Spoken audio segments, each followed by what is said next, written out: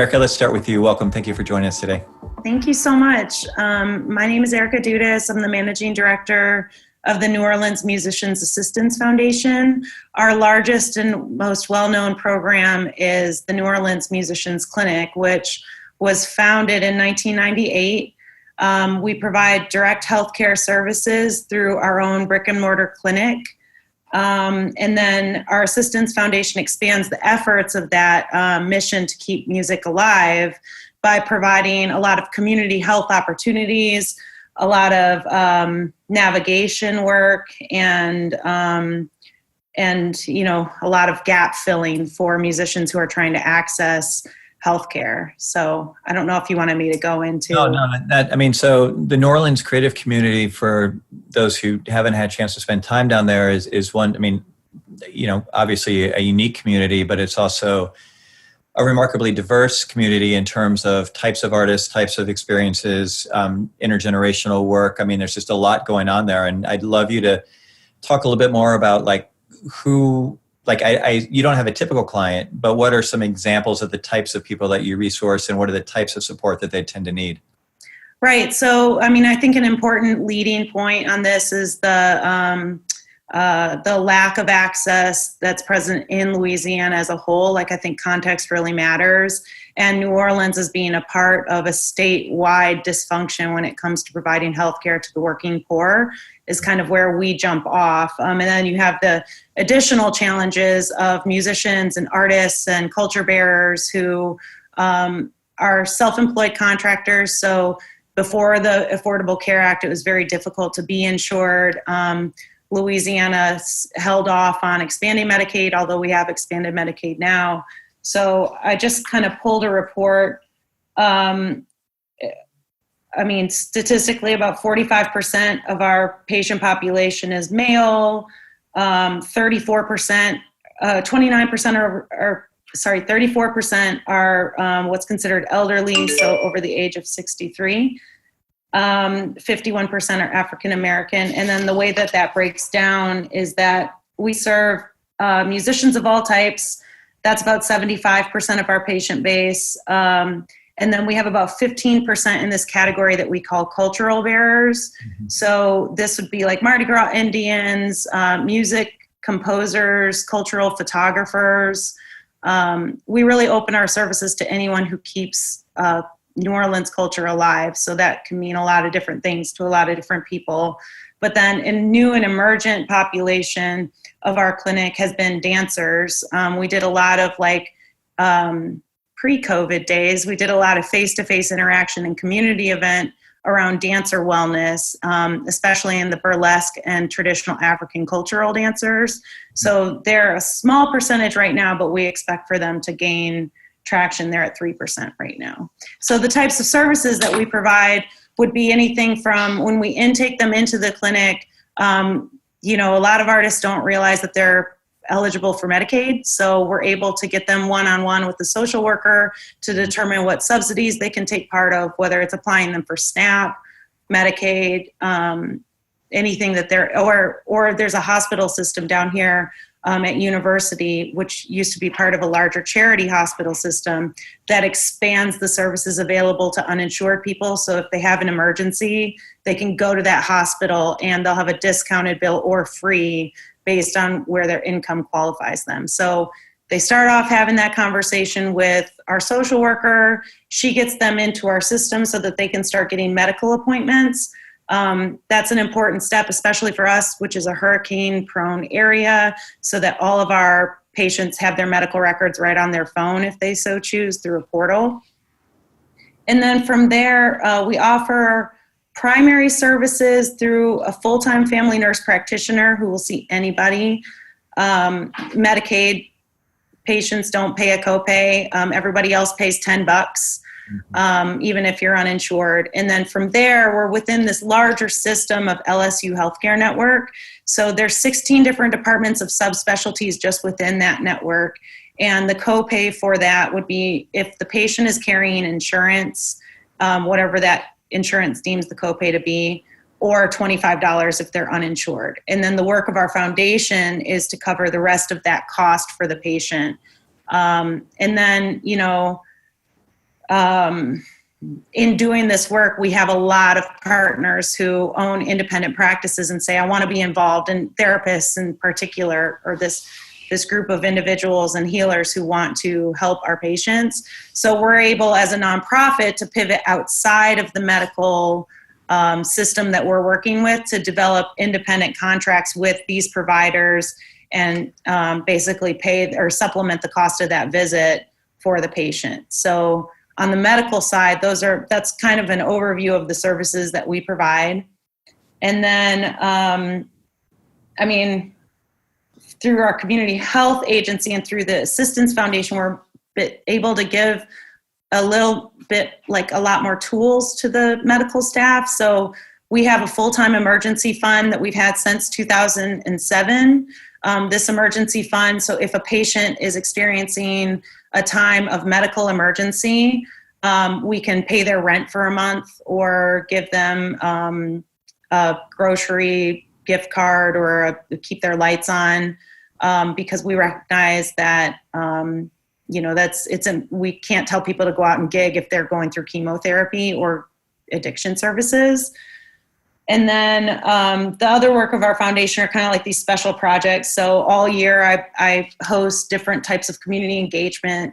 During the enrollment period, we'll host musicians to play a concert and then have navigators lined up to consult with people about their insurance options to get them on board. And then they can become a patient of our clinic right there in the field if they want to, but we're just there to help them get connected to any source of healthcare. We are partnering through 504 Health Net, it's after Katrina, there was a lot of focus on rebuilding community clinics in New Orleans so that everyone had a neighborhood clinic that they could visit. So, we're a partnership in that. And so we're able to navigate that and help patients get appointments there if they don't want to, or if it's not convenient to use our system. In the fall, we always do a flu shot drive for service industry and musicians who are not a part of our clinic. If you're a part of our clinic, you'll get it at the clinic, but if you want it in the field, we'll give it to you then. Sometimes that aligns with navigation, so that's good. And then, do you want to talk about how any of that has changed post-COVID? Well, yeah, so let's kind of pivot a little bit, and I think one of the sort of the ugly truths that we've seen in this disaster, there are a couple pieces of it. One is, the whole concept behind social determinants of health has been brought to the center, and that people who are economically vulnerable or pre-existing health conditions or other factors have been, hit harder, by the crisis. And, I think when we couple, sort of that understanding of the systemic economic vulnerability of many of New Orleans' leading creators and members of the music and cultural community, and then the sort of tragic analyses that seem to be coming out that said if we had had a federal response 1 or 2 weeks earlier, this would have been mitigated potentially in a way that could have, had an impact around Mardi Gras and around different things that we just didn't know was happening. And so I don't know if you can speak to just sort of the sense, you all got hit really, you haven't hit hard, you're still being hit hard, but just the sense of like your community and your clients and just the overall frustration about just, again, the systemic failures across the board of how we're responding to this thing.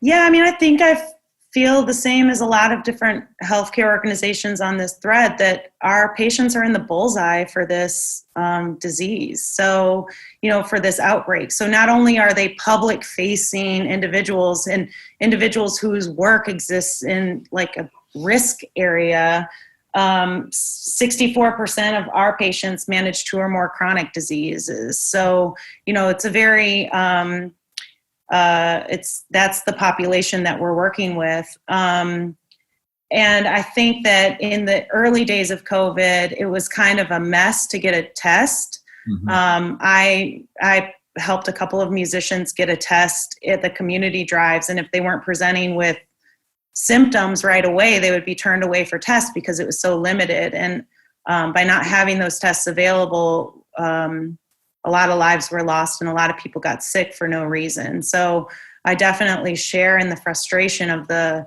government response. But I would like to say, like for New Orleans, our mayor has been keeping people in. And that was one of the first things that we decided as an organization too, is that we would try to keep people in their houses as much as possible. And so one of the things that's attractive about us as a partner is that we don't have to open up a food bank, but we have vetted lists of who our elders are in our community. So the first things that we did, we have 3 different food sourcing projects right now that get food to those musicians who need it, and healthy food. So I think I think it's important to know where these community members are in the process of COVID-19 and how we can best be helpful and useful at this point. For us, it's making sure that we disseminate factual information, making sure that we find a way to disseminate that factual information that is not internet-based was like a big thing that, we did first off. So we started by creating these fact sheets that we would disseminate at all food banks that we could ask to partner with, because we figured that the cultural community of New Orleans is so interwoven to our fabric that getting this information out so that even if people saw it and they handed it to, an elder or took it for themselves, that they would have the information. They don't have to sift through the internet for, information on COVID symptoms, COVID and diabetics, COVID and asthma, how to make the most of your telehealth appointment, because that's been a big shift at our clinic, is that everything went to telehealth pretty quickly. So how do you navigate that for people who are used to in-person and at our clinic, very personal experiences with our family nurse practitioner?